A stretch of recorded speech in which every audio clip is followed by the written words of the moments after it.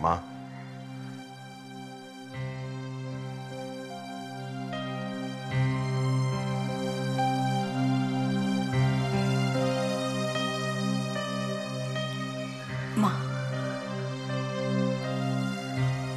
मी चुकले. मी असं करायला नको होतं. मला माफ करा. मग खरं तर मी घर सोडून चालले होते हो, पण याचा अर्थ अजूनही तुम्हाला शहाणपण आलेलं नाहीये.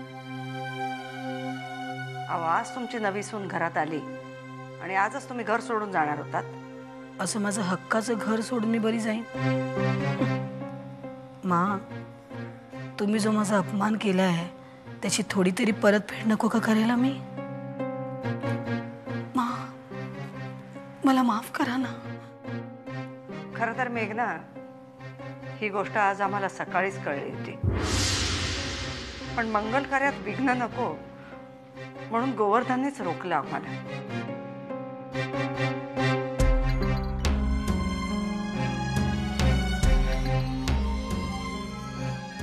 पण आम्ही तुम्हाला शिक्षा करायला नको होती.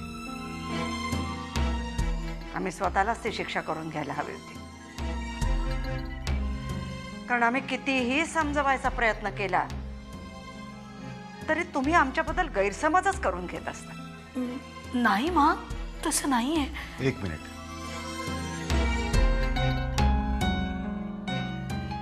माँ, मी सांगतो काय ते. मेघनाने हा सगळा चेकचा उपद्व्याप केलाय तो माझ्यासाठी.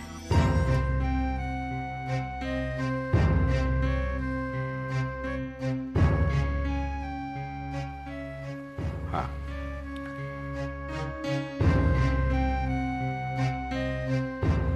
म्हणजे मी कोणाचं तरी काही पैसे देणं होतो आणि ती पैशाची व्यवस्था मला वेळीच करता येत नव्हती, म्हणून मग दिवाकर पैशांची एवढी गरज होती तर आम्हाला सांगायचं किंवा माना सांगायचं. घरातल्यांना घरातलीच माणसं मदत करतात ना. कुठूनही आम्ही पैशाची सोय केली असती. पण हे असं वाकड्या मार्गाने जाऊन का, कशासाठी?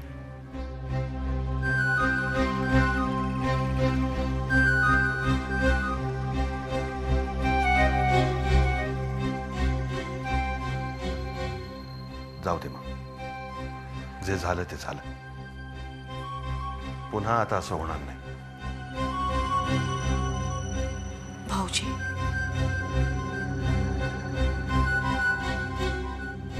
मी चुकले. मला माफ करा.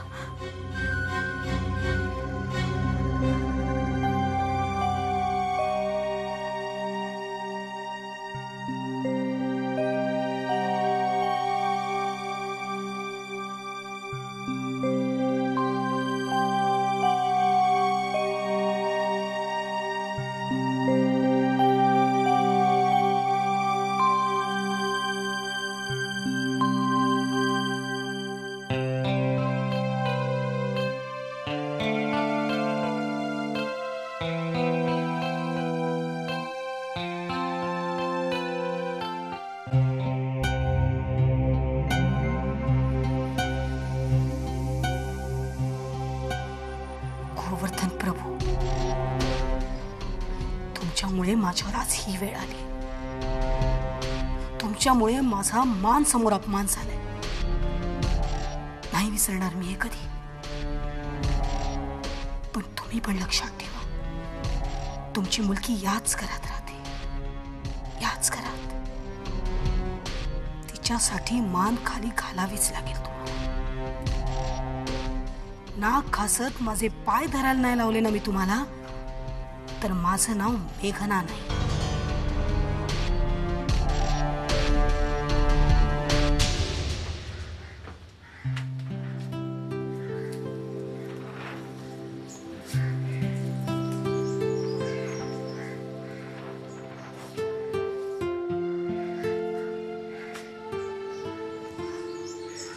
झाड सुकलं कसं काय?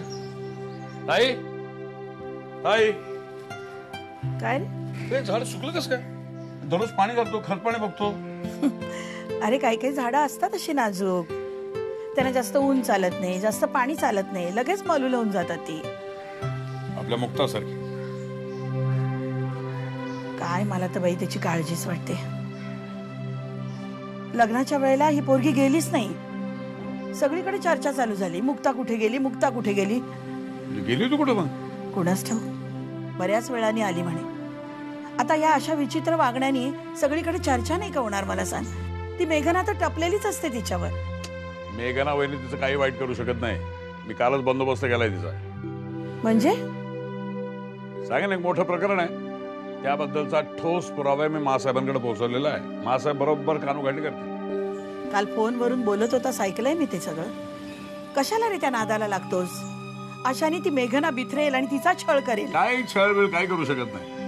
त्या घरामध्ये आपलं पद्मगड साहेब आहेत, शालिनी वहिनी आहेत, घरात मुख्य म्हणजे सागर आहे. कुणीही तिच्यावर अशुभाची सावली पडू देणार नाही, काळजी करू नकोस.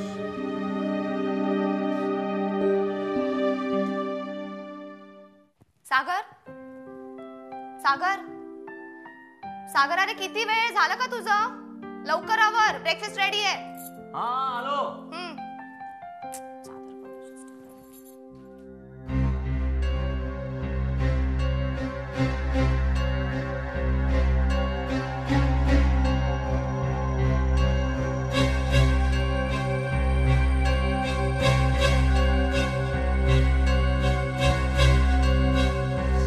चल मी रेडी आहे, तू लवकर मला ब्रेकफास्ट.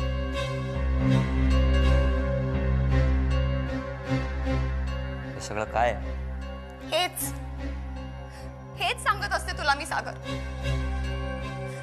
कोणतरी नक्की आपल्या वाईटावर आहे. या सगळ्या गोष्टी किती भयंकर आहेत कळतंय का तुला? बिलीव्ह मी सागर. अजून किती दिवस मी हा त्रास सहन करणार आहे? सांग ना तुम्हाला, हे बघ सगळं तू. मुक्ता, तू प्लीज शांत हो, शांत हो. तेव्हा तू स्वतःला त्रास करून घेऊ नकोस.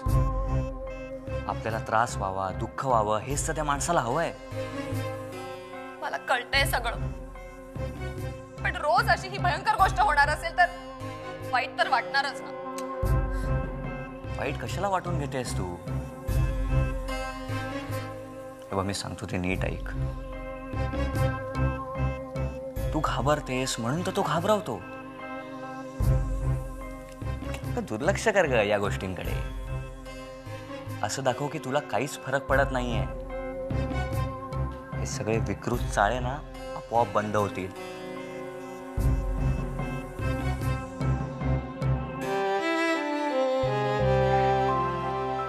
मला पटतंय तुला सागर. मी तुला खरं सांगू, तू जवळ असलास ना की मला खूप सिक्युअर वाटतं.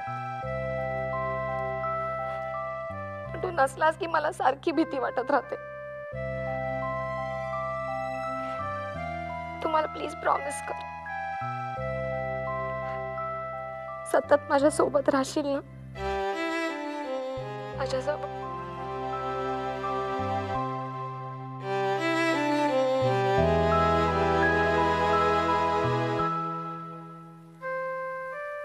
I promise you.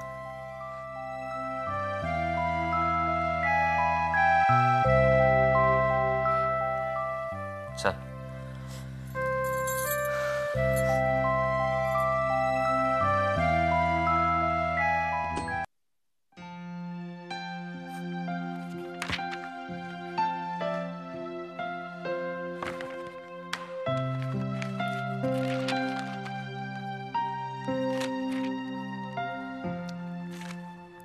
काय हे, किती पसारा घातलायस?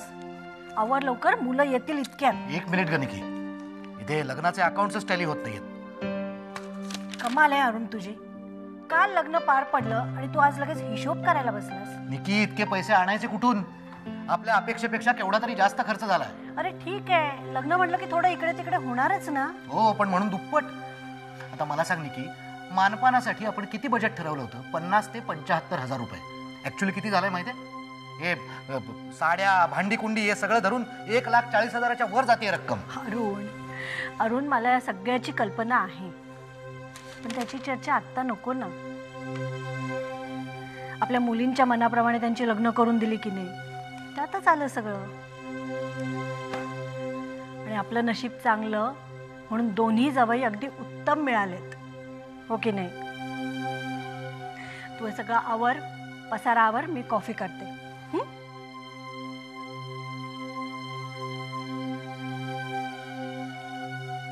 बरोबर आहे तुझं निकी.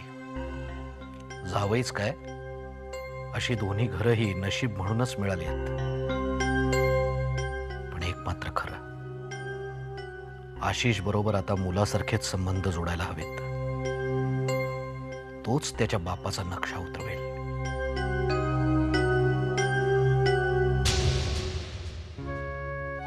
आयुष्मान भव, सुखाने संसार करा. आज रात्री निघणार ना तुम्ही मनालीला जायला? नाही आजी, म्हणजे ऍक्च्युली आम्ही कॅन्सल नाही केलंय, पण थोडंसं पोस्टपोन केलंय. का बरं? आजी मी बघतोय ना, सध्या ऑफिसमध्ये खूप काम आहे. सागरवरही कामाचं खूप प्रेशर आहे. तर म्हटलं आता मी देखील ऑफिसला जायला लागावं. मनालीला काय नंतरही जाता येईल ना. आपण ज्योतिषी बोललायत का तुम्ही? हो, म्हणजे काय, सगळ्यात आधी तिलाच विचारलं, तर तीच म्हणाली की ऑफिसमध्ये सागरला तुझ्या मदतीची गरज आहे. फिरायला संपूर्ण आयुष्य पडल्यानंतर. वा, चांगला विचार आहे. पाहिलं ज्योती, हा घरच्या लक्ष्मीचा पायगुण. बरं, राकेश अगदी जबाबदारीने वागायला लागले आता.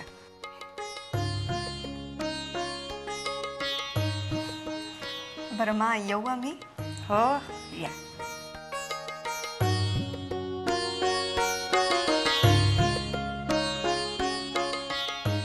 राकेश मेघनापेक्षा अगदी वेगळे आहेत. त्यांच्यावर जबाबदारीने काही काम सोपवलं तर ते नक्की पार पाडतील, खात्री आहे आमची.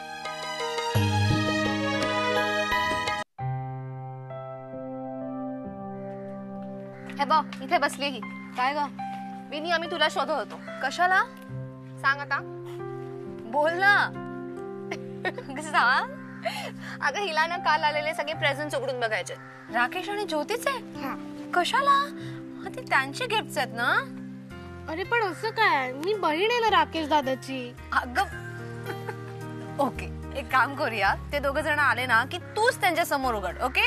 हा चालेल. पण काय मज्जा असते ना लग्न म्हणजे. नवरा नवरीने आणि बाकीच्यांनी पण छान छान कपडे घालायचे, दागिने घालायचे, खायचं प्यायचं, धमाल करायची. आणि नवरीची तर काय मज्जा असते, नवीन साड्या, दागिने, मेकअप, काय मज्जाच. ए काय झालं? काय काय झालं? बोल ना. माझ्या मम्माचं असं काहीच झालं नव्हतं.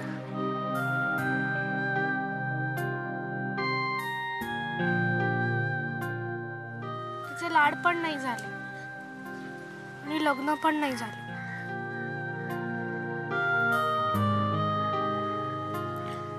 मी विचारायचे तिला, सगळ्यांच्या घरी त्यांच्या मम्मा डॅडींच्या लग्नाचा अल्बम असतो, मग आपल्याकडे का नाही? तर एकदा म्हणाले की माझं लग्नच नाही झालं आणि रडायला लागली.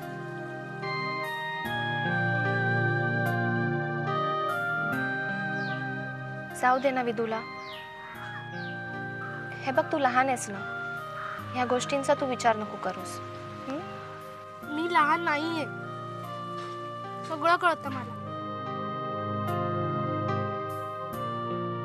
माझ्या मम्माचं डॅडींशी लग्न झालं नव्हतं म्हणून ती वाईट. त्यात आता मी, म्हणून मी पण वाईट. सगळं कळलंय मला. ती सागर दादाची आई आहे ना, म्हणजे ती बाई, ती डॅडींची खरी बायको. आणि माझी मम्मा दुसरी बायको.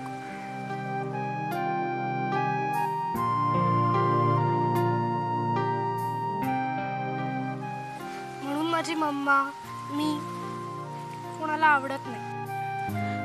विदूला पुरे आता. नाही, मला बोलू दे. माझ्या मम्माचं लग्न झालं नव्हतं म्हणून ती वाईट. पण म्हणून काय मी सुद्धा वाईट? मला का असं सगळे एखाद्या बॉल सारखं इकडून तिकडे फेकतात? मला कुठे राहायचंय ते मला ठरवू देत ना. माझी मम्मा तर आता मला सोडून गेली आणि त्या बाई तर मला कधीच मुलगी नाही म्हणणार.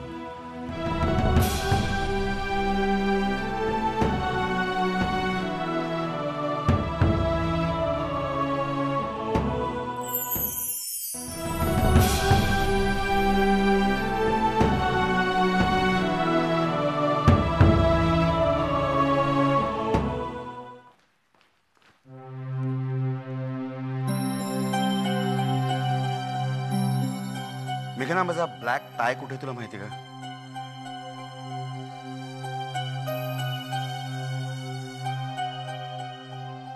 नाही, मला कल्पना आहे की काल जे काही घडलं ते फारसं बरं घडलेलं नाहीये.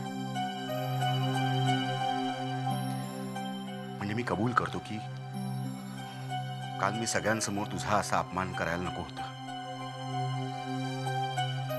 ओके, आय एम सॉरी बाबा, प्लीज फॉरगिव्ह मी. कालच्या विषयावर मला काहीही बोलायचं नाहीये. ओके, आपली डिस्ट्रीब्युटर्स बरोबर आज एक मीटिंग आहे. त्याची फाईल तुझ्याकडे आहे, ती कुठे ते मला सांगशील का जरा प्लीज? ऑफिसच्या बाबतीतही मला कुणाशी काहीही बोलायचं नाहीये.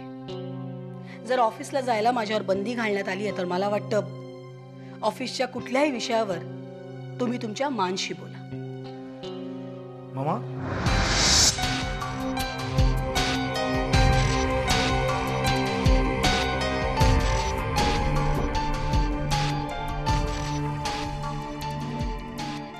मग काय प्रकार आहे? तुला ऑफिसला जायला बंदी घातली? कुणी?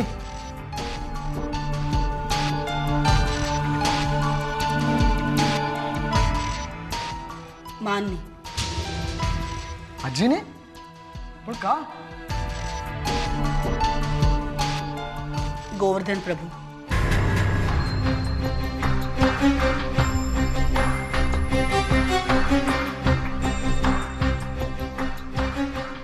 या एका माणसामुळे माझं नाव, माझं काम, माझं कर्तृत्व सगळं मातीत मिळालंय. काय झालंय काय? अरे ते तुला माहिती आहे ना, ऑफिसमध्ये पद्माकर भाऊजींच्या सईचं जे चेकचं प्रकरण झालं होतं. आय डोंट नो या गोवर्धन प्रभूने काय डाव रचलाय, पण या नालायक माणसामुळे मानची खात्री झाली की त्या चेकवर मीच सह्या केल्या. काय? हो ना. आणि त्या माणसामुळे काल माननी सगळ्यांसमोर माझा अपमान केला आणि मला ऑफिसला जायला बंदी घातली.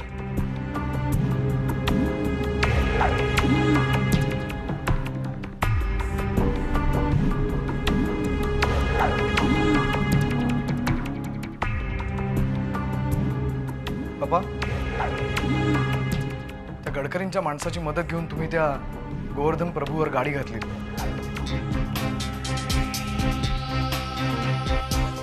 राईट?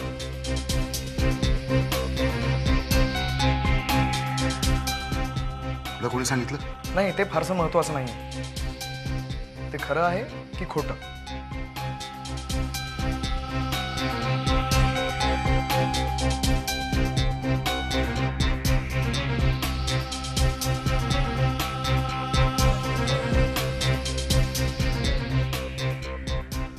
बाबा, जेव्हा मला हे कळलं होतं ना, तेव्हा खरं तर माझा याच्यावर विश्वास बसला नव्हता. पण आता तो गोवर्धन प्रभू तुमच्या विरुद्ध जी काय कारस्थानं करतोय ना, ते बघितल्यावर वाटतं तुम्ही जे केलं ते योग्यच केलं.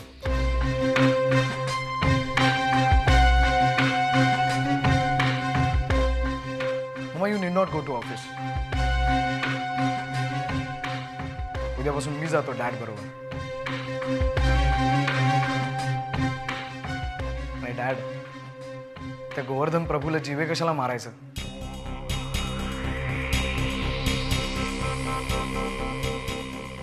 त्याला जिवंतपणीच मारण्याचे अनेक प्रकार आहेत आपल्याकडे.